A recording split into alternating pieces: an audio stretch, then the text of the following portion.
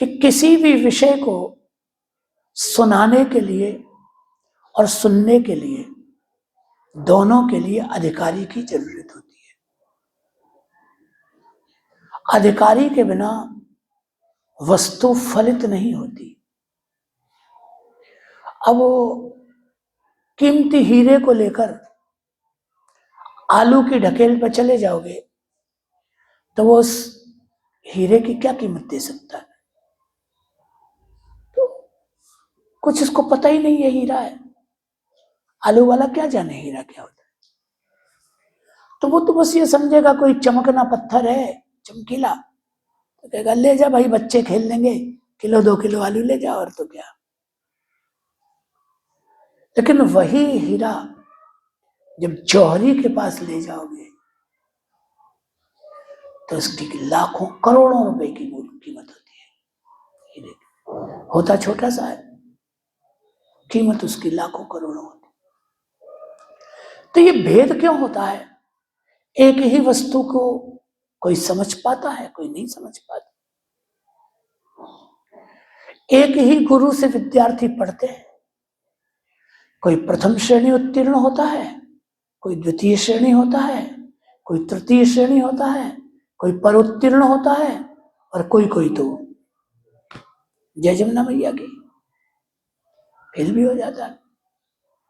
ऐसा क्यों होता है? क्योंकि विद्या का ग्रहण भी यथाधिकार होता है।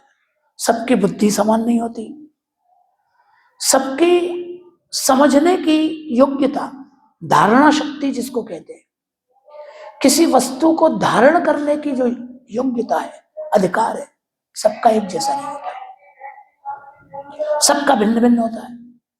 तो जैसा जिसका अधिकार होता है वो वैसा ही समझता है। सावधानी से सुनो, साहित्य में एक पद आता है,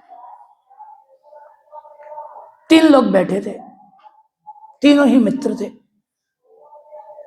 उनका नियम था प्रतिदिन सायंकाल को साथ में बैठते थे, लेकिन तीनों के कर्म जुदा जुदा थे, अलग अलग थे। एक तो था ब्राह्मण, और एक था राजसी क्षत्रिय, और एक था उनमें से चोर शूद्र। तीनों अलग अलग थे, तीनों बैठे थे, रोज ही बैठते थे। एक दिन बैठे थे, बातों बातों में समय का ध्यान ही नहीं रहा।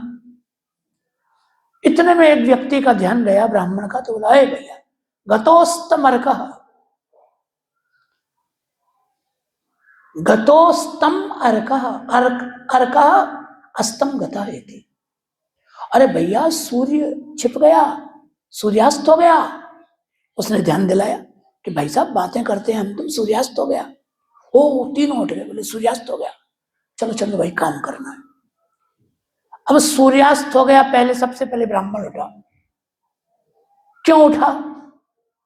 उसके लिए सूर्यास्त का मतलब क्या हुआ? सूर्यास्त हो गया, संध्या वंदन करना है, सायंकाल हो गया, संध्या वंदन करो। तो उसने सूर्यास्त का अर्थ अपनी बुद्धि से ग्रहण कर लिया। तो उसने सूर्यास्त में जाके नहा धो के संध्या वंदन अपना सायंकाल का किया। दूसरा था वेश्यागामी, वो भी उठ गया। उसने कहा, शाम हो गई, महफिल सज रही होगी, नृत्य की, गीत की, संगीत की, चलना है वहां, जरा फूल वूल लेना है, तो वो इसलिए उठ गया। तीसरा चोर था, उसने कहा, यार रात हो गई, सायंकाल हो गया, रात होने वाली है, अब कल जिन घरों पे निशान लगाए थे आज वहां चोरी करने चलना है। तो सूर्य तो तीनों के लिए एक जैसा ही अस्त हुआ, पर अपने अपने अधिकार के अनुसार तीनों की अलग अलग कर्म में प्रवृत्ति होगी। बात समझ में आई? तो अधिकार सबका अलग अलग है।